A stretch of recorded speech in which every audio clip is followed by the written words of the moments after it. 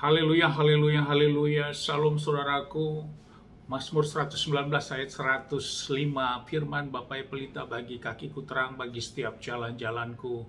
Renungan KPI Maim Kaim pada hari Kamis tanggal 27 Oktober 2022 atau pada tanggal 3 Kislev 2 Kislev 5783 diambil dari kitab Hakim-Hakim 2 ayat 19 yang berkata demikian saudaraku. Tetapi sesudah hakim itu mati, mereka berbalik lagi dan berbuat lebih jahat daripada leluhur mereka dengan mengikuti ilah-ilah lain, beribadah kepadanya, sujud menyembahnya, dan mereka tidak berhenti dari kebiasaan-kebiasaan dan keras kepala mereka. Saudaraku, perikop yang baru saja kita dengarkan dalam pembacaan Haftara ini adalah ketidakpatuhan dan kekalahan. Saudaraku, pimpinan Yosua sudah selesai dan kemudian Bapak menetapkan hakim-hakim dalam setiap satu dekade saudaraku, dan Bapak Yahweh memberikan hakim-hakim untuk memimpin bangsa Israel kembali. Namun saat hakim-hakim itu sudah tidak ada, maka bangsa Israel saat itu saudaraku kembali lagi penyembahan dalam ilah bangsa-bangsa saudaraku. Lewat renungan ini saudaraku, yang menjadi renungan bagi kita memahami betapa memiliki kuasanya nama Bapa Yahweh itu saudaraku.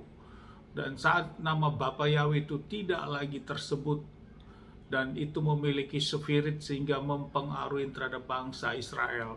Yang kedua saudaraku, kita bisa lihat bahwa orang yang diurapi itu mempengaruhi sekali saudaraku dalam kepemimpinan bangsa Israel ini. Mulai dari Musa, Yosua, demikian juga hakim-hakim yang Bapak tetapkan. Saat hakim-hakim itu meninggal, maka kembalilah karakter bangsa Israel ini. Saudaraku, ada spirit saat menyembah Bapa Yahweh, dan saat ada tokoh di sana sebagai tokoh yang diurapi. Berbeda dengan saat tokoh itu sudah tidak ada saudaraku, atau para hakim-hakim itu tidak ada, maka ini berdampak juga terhadap bangsa Israel atau pada umat saudaraku. Hal ini yang menjadi renungan bagi kita saudaraku, bahwa penyembah-penyembah Bapa Yahweh yang saat ini sudah kita sama-sama lakukan untuk kita menyembah Bapa Yahweh. Dan di balik itu saudaraku, kuasa si jahat tidak menyukai hal itu. Hal ini juga terjadi pada awal bangsa Israel ini saudaraku. Saat penyembah Bapa Yahweh itu, tokoh-tokoh yang diurapi itu sudah tidak ada, maka setan bekerja sehingga mempengaruhi bangsa Israel untuk tidak menyembah lagi kepada Bapa Yahweh, namun dia menyembah kepada ilah bangsa-bangsa. Hal yang sama juga masih memiliki spirit di zaman kita ini saudaraku. Untuk itu mari kita tetap terus berjuang saudaraku, tentunya sampai di ujung akhir hidup kita. Kita jangan lepas dari penyembahan Bapa Yahweh. Memang banyak permasalahan, memang diizinkan adanya suatu beban masalah, namun kita tidak boleh keluar dari penyembahan kepada Bapa Yahweh. Sesungguhnya itu bagian yang memang setan berupaya untuk menjatuhkan terus umat-umat yang sudah datang menyembah kepada Bapa Yahweh. Hal yang sama terjadi bagi bangsa Israel pada waktu itu.